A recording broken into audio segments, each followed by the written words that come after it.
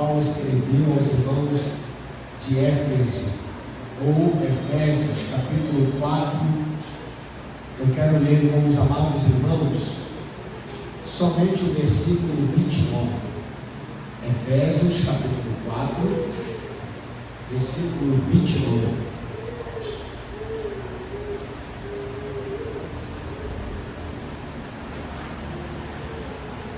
Confesso para os irmãos que tentei correr dessa palavra, mas o coração apertou. Efésios 4, 29.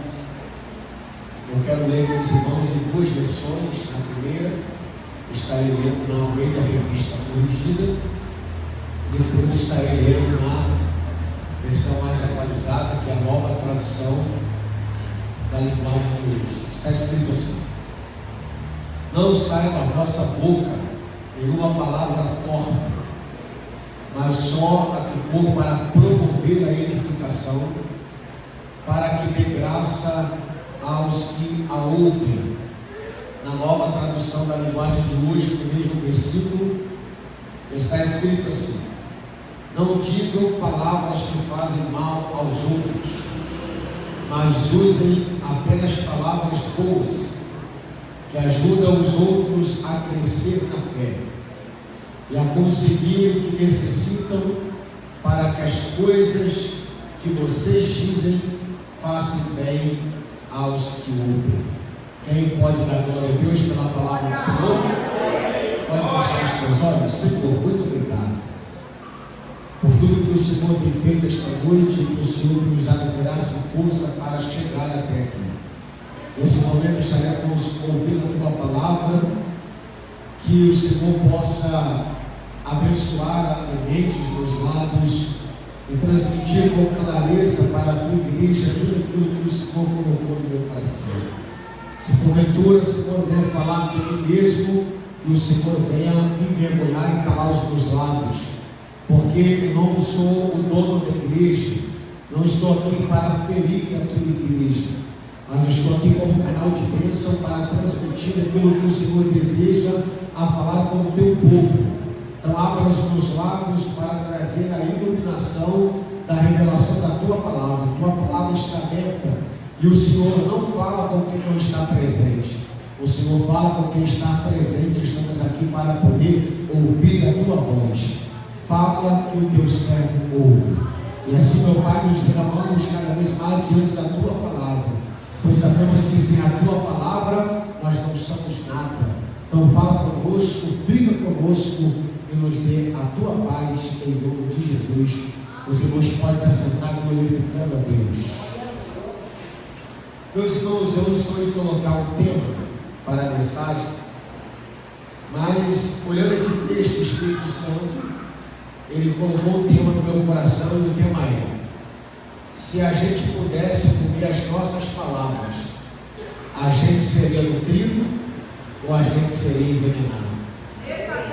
Vou repetir: se nós pudéssemos comer as nossas palavras, a gente seria nutrido ou a gente seria envenenado?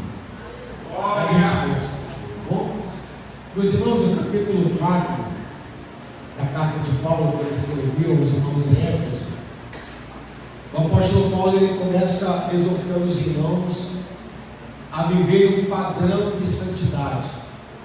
Os irmãos conhecem o contexto da carta e sabem que nesta época, no século I, a cidade de Éfeso aproximadamente tinha quase 200.000 habitantes. E era uma cidade que envolvia 2 ou 3 rotas comerciais. Era uma cidade ou uma grande metrópole, uma grande capital muito visitada. E alguns historiadores chegam a concordar que praticamente toda sexta-feira havia o culto da promiscuidade, o culto da prostituição. E nessa cidade, nessa grande metrópole, havia uma das antigas 7 maravilhas do mundo, que era o templo da deusa Diana, ou o templo da deusa Artemis, que era uma deusa adorada, uma divindade muito exonerada, glorificada pelos cidadãos de Éfeso naquela época. Quando Paulo chega naquela cidade, passa alguns anos, o grande reboliço Deus vai fazer através de Paulo, pela autoridade que Cristo concede, pelo que o Espírito Santo manifesta sobre a sua vida. Mas apesar dessas manifestações, dessas revelações, dessas conferências de milagres, de testemunhos, de anos de discipulado, Paulo percebe que a igreja não está no nível espiritual que ele desejava. Quando Paulo olha para o perfil da igreja, para o perfil da humanidade, ou olhar para a igreja, olhar para o perfil do mundo, Paulo vê uma apostasia, e a igreja está se envolvendo em um declínio espiritual muito grande. Até então, no capítulo 4, Paulo está comparando a natureza carnal, como é viver com a natureza carnal, a natureza pecaminosa, dando lugar para ela, os seus perigos. E Paulo também traz a possibilidade, traz a natureza da santidade, ou como viver revestido da santidade, ou na verdade revestir do novo homem. Resumidamente, Paulo está dizendo que nós temos que despir do velho homem e se revestir do novo homem.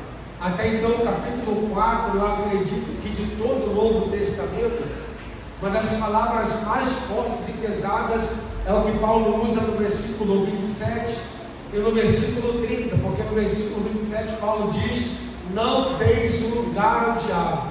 Se Paulo usa essa expressão é porque a coisa não está boa.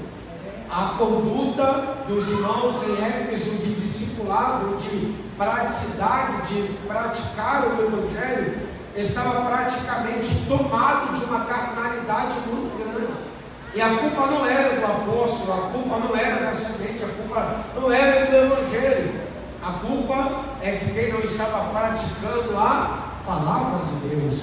E no versículo 30, Paulo usa a expressão, não somente não deis lugar ao diabo, mas ele usa o resultado disso, que o versículo 30 está escrito que não entristeçais o Espírito Santo, a qual nós estamos selados por ele para o dia da redenção. E a expressão entristecer aqui no grego vem da expressão lupel, ou lupeou, que significa causar tristeza no coração de alguém que investiu, ou está investindo na gente. Então o apóstolo Paulo está dizendo que com a nossa vida, ou a vida que nós vivemos o Evangelho, é possível entristecer o Espírito Santo. E com a nossa vida é possível também alegrar o coração do Espírito Santo.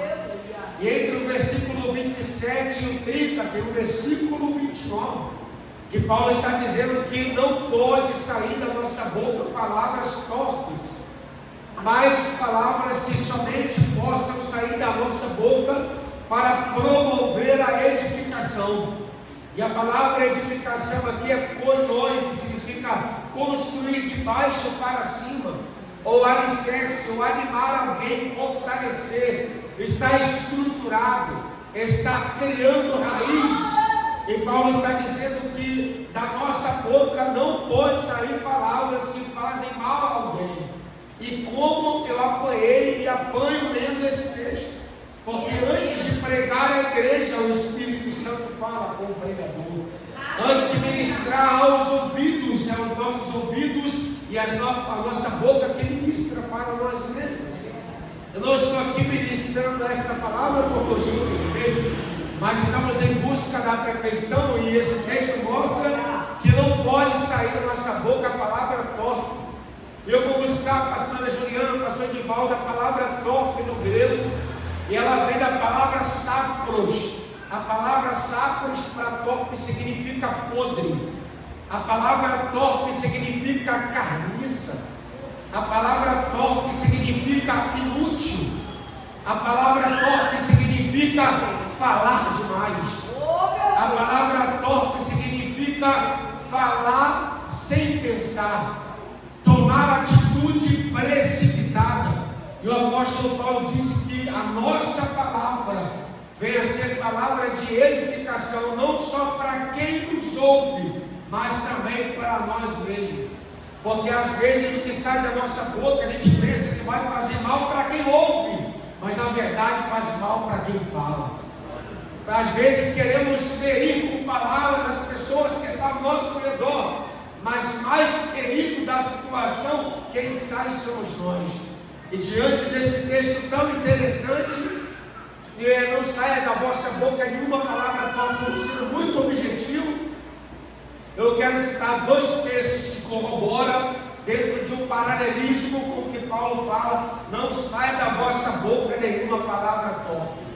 Essa expressão eu juntei, o Espírito Santo iluminou minha mente com o texto que eu acho extraordinário do Antigo Testamento, que essa menina, ela tinha tudo para dar errado, ela tinha tudo para ser depressiva, ansiedade, complexo de inferioridade, síndrome do pânico. Ela poderia ter sintomas dentro dela, físico, emocional e espiritual, que poderia acabar com a sua vida, que é a menina que Naamã leva para ser escrava dentro da sua própria casa.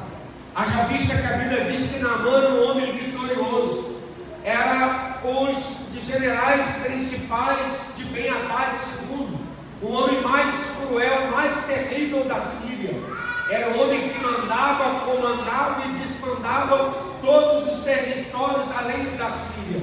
Era o homem que era estrategista, inteligente, invencível e imbatível. Era o homem que era temido por muitas nações. Mas a Bíblia diz que através de Naamã o Senhor dava vitória aos sírios.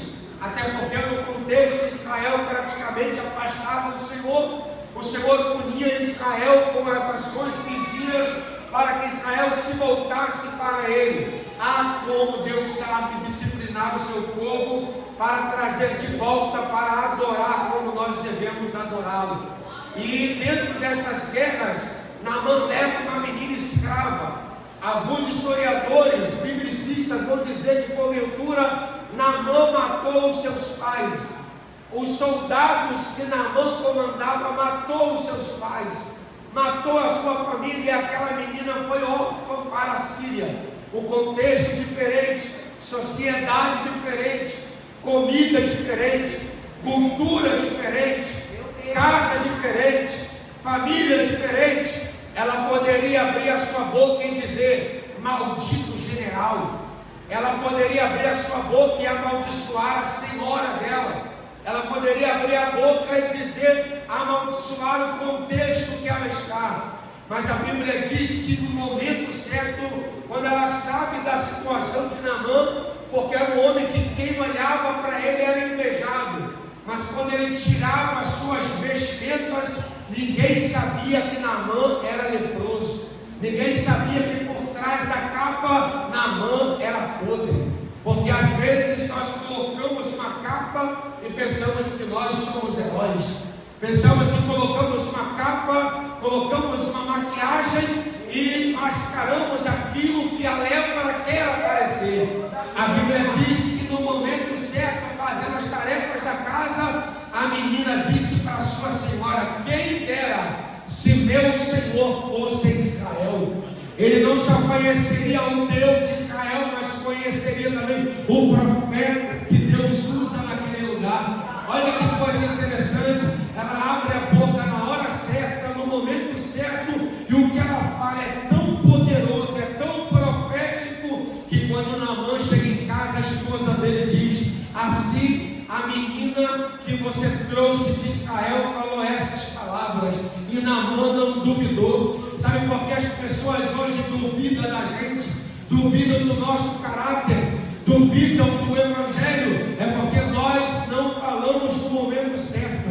É por isso que eu acredito que quando Jesus olha para os discípulos e fala assim: vocês são sal da terra. Por quê, irmão? Porque sal não pode aparecer na comida. Porque se o sal aparecer na comida, alguém vai gritar: a comida tem aparência boa, mas o sal está aparecendo mais do que a comida. E quando o sal aparece mais do que a comida, o que acontece? Ninguém come. A comida é salgada, não presta para nada.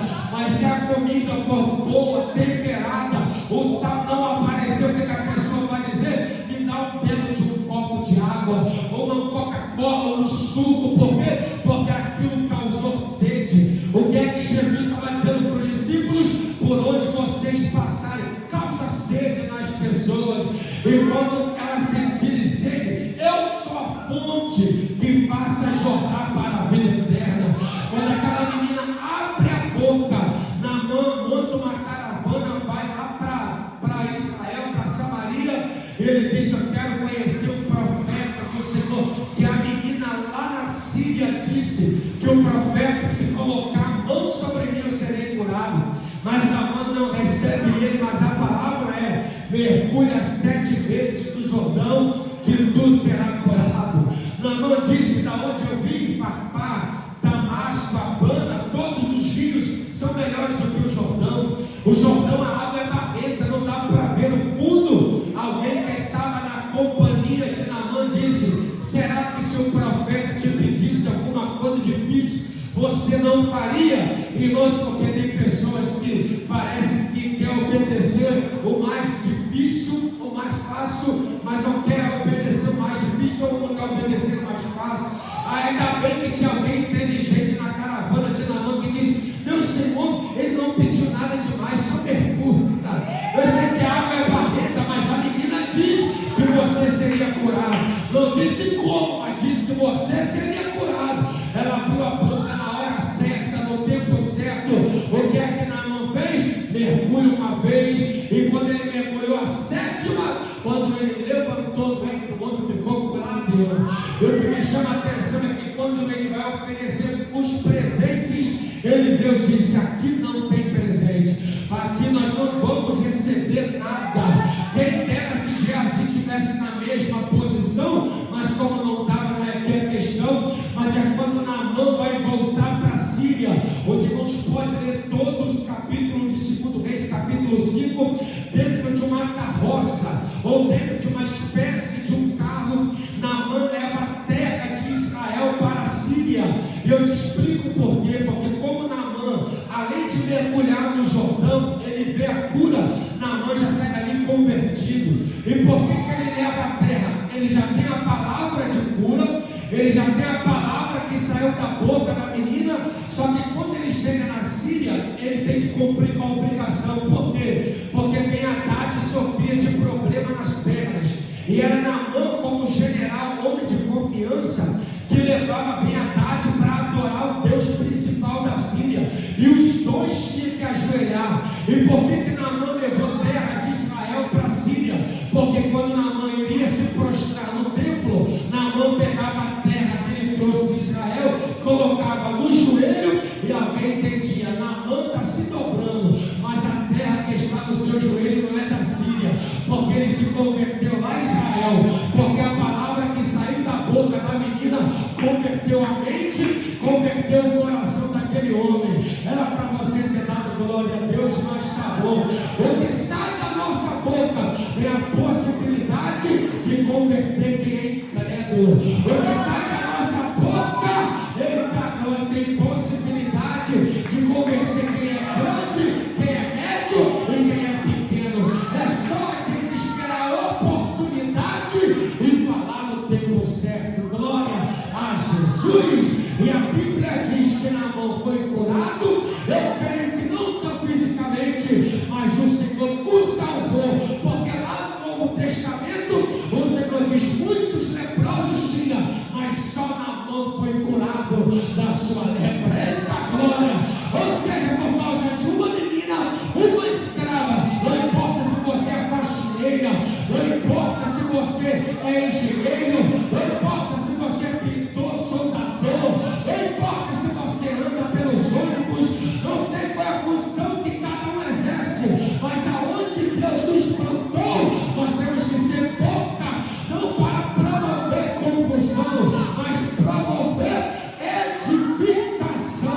Não saia da vossa boca nenhuma palavra torpe, mas somente para promover a edificação. Eu sou de casa, já sou membro, já congrego aqui. Olha para o teu irmão, diga para ele, diga assim: você está falando aquilo que agrada a Deus, ou você está dando legalidade para o diabo usar a nossa boca para promover a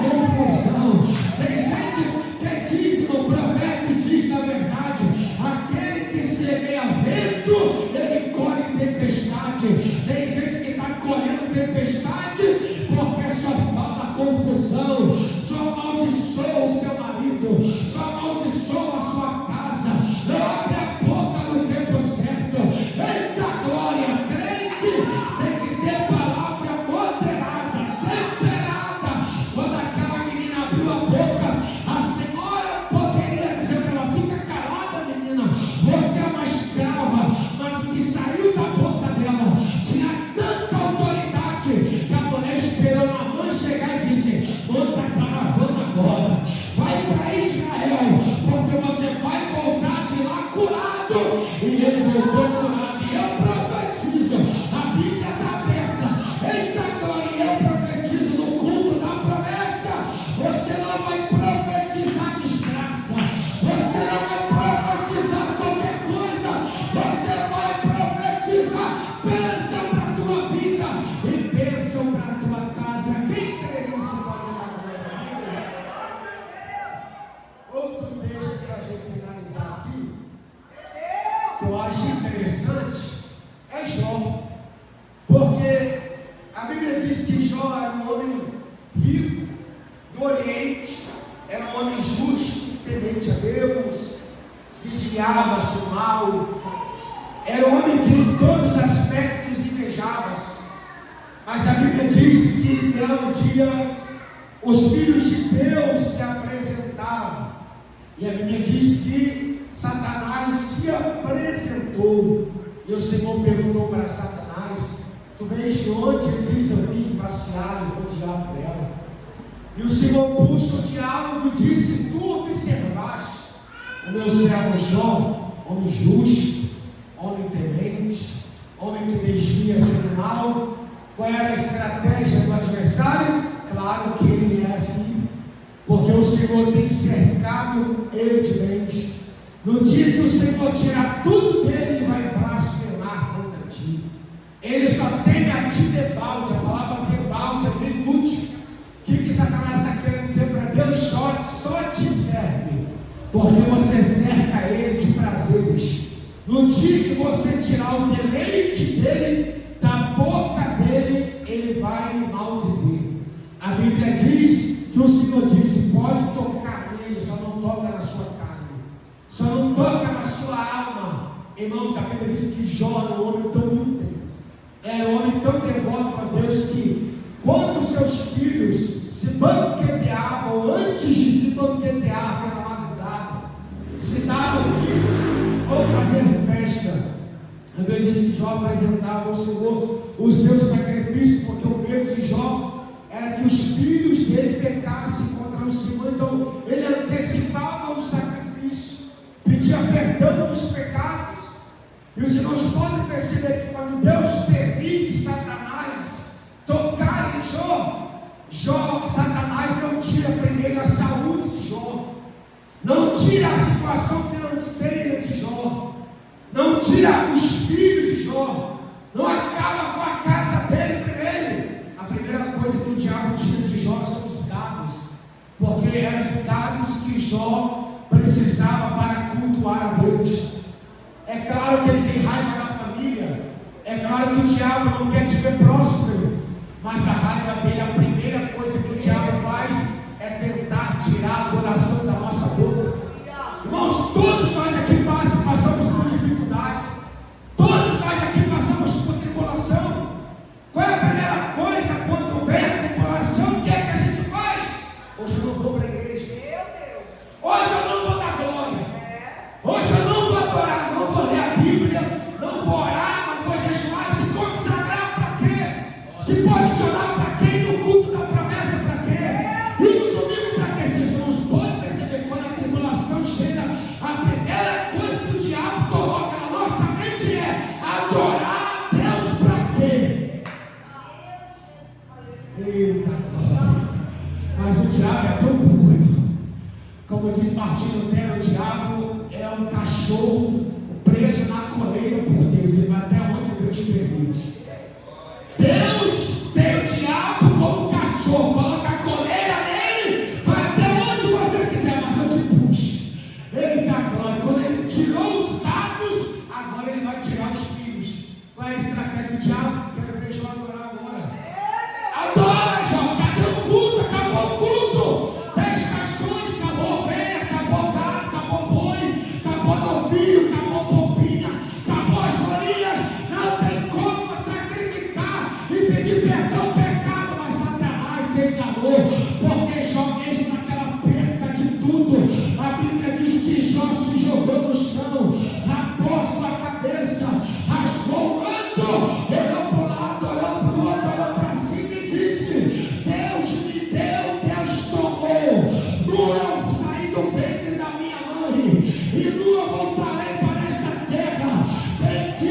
seja o nome do Senhor. Não, você não me entendeu.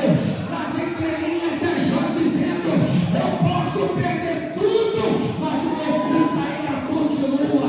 Eu não tenho ovelha, eu não tenho prata, eu não tenho ouro, eu perdi família, eu perdi empregados, mas o meu culto ainda vai continuar. Da boca de Jó não saiu palavra top, mas saiu palavra de bênção.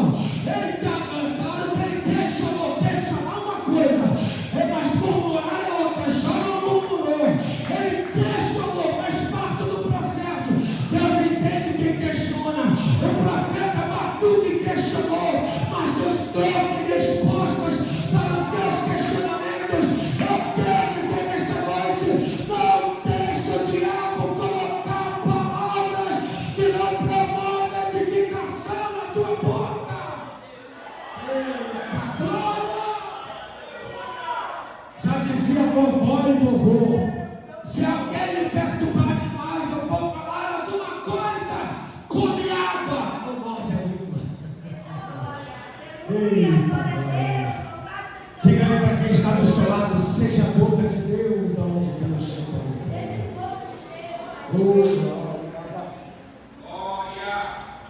Oh, maravilha! Para a gente finalizar rápido, 9:5, rapidinho. Separei alguns versículos para a nossa meditação. Aí você vai pensando ou vai anotando aí depois. Salmo 39, verso 1 está escrito: eu disse, vigiarei a minha conduta e não pecarei em palavras, porém mordaça na minha boca, enquanto os ímpios estiverem na minha presença. Sabe que tem um problema? Tem crente se comportando pior do que o ímpio. Tem crente se comportando pior do que o ímpio. Provérbios 15:28. O justo antes de responder pensa bem, mas a boca dos ímpios jorra para o mal. Diga aí para o teu irmão, essa palavra para mim também, diga assim: você pensa antes de falar? Glória a Deus. Salmos 19:14, acabou glória, mas eu amo o silêncio. Que as palavras da minha boca e a meditação do meu coração sejam agradáveis a ti, Senhor, minha rocha, meu resgatador. Esse versículo é que eu sou apaixonado e oro todos os dias. Quem guarda a sua boca, guarda a vida, mas quem fala demais acaba se arruinando. Vou falar de novo: quem guarda a sua boca, guarda a sua alma, a sua vida, mas quem fala demais acaba se arruinando. Em outras traduções, vive uma vida perturbada. Se você vê um crente perturbado, analisa, é porque ele fala demais.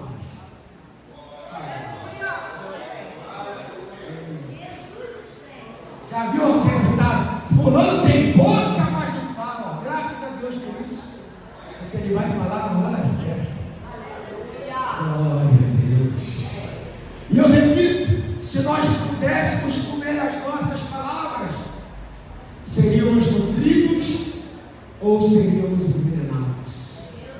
Diga aí para o irmão: se nós pudéssemos comer as nossas palavras, será que a gente vai ficar alimentado ou a gente vai vir a óbito? Tem gente na óbito espiritualmente, fisicamente, emocionalmente, que só diz palavras de derrota, irmãos. Eu não consigo, eu não posso, eu não vou sair dessa. Vai sair, meu irmão. Eita glória! 12 espias, né? 12 espias foram espiar a terra. Os 12 viram a mesma coisa: caixa de uvas grande, romães grande, a terra era boa, a plantação era boa, a terra manava leite e mel. Mas quando os 12 voltaram, 10 murmuraram. Mas Caleb e Josué disseram: eles podem ser até gigante, mas a promessa é nossa, a terra é nossa. Que pena que os 10 questionaram, e os 10, pastor Nivaldo, causaram tanta perturbação que quase apedrejaram